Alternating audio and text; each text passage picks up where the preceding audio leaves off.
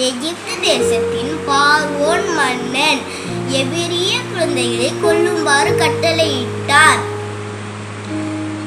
எகிப்து தேசத்துல பார்வோன் மன்னன்னு ஒருத்தவங்க இருந்தாங்களாம்.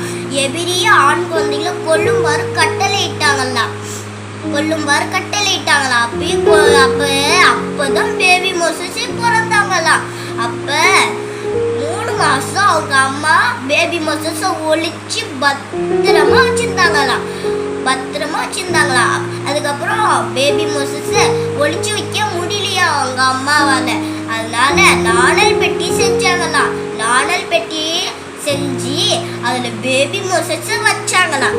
வச்சு நகில் நதியில விட்டாங்களாம். அப்ப அவங்க அக்கா கிட்ட சொல்லி பேபி மோசஸ் அக்கா கிட்ட சொல்லி பார்த்துக்க சொன்னாங்களாம். அப்படின்னு நகில் நதியில உள்ள நாணல் பெட்டி பார்த்துக்கிட்டே இருந்தாங்களாம். அப்பதான் பார்வோன் இளவரசி குளிக்க வந்தாங்களாம். நகில் நதியில குளிக்க வந்தாங்களாம். அப்ப குளிச்சுக்கிட்டு இருக்கும் போது ஒரு நாணல் பெட்டி வரத பார்த்தாங்களாம். அதை பார்த்து அதை எடுத்தாங்களாம். அதுக்குள்ளார எபிரிய ஆண் குழந்தை அழகா இருந்துச்சு.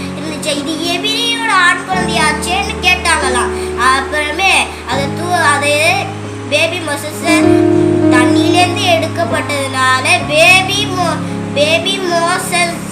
மோசைன்னு பேர் வச்சாங்களாம். மோசைன்னு பேர் வச்சு எபிரியா அம்மாவை ஒருத்தவங்கள கூப்பிட்டாங்களாம். நம்ம பேபி மோசஸ் அம்மாவே வந்தாங்களா. பேபி மோசஸ் திரும்பி அவங்க அம்மா கிட்டே போயிட்டாங்களாம்.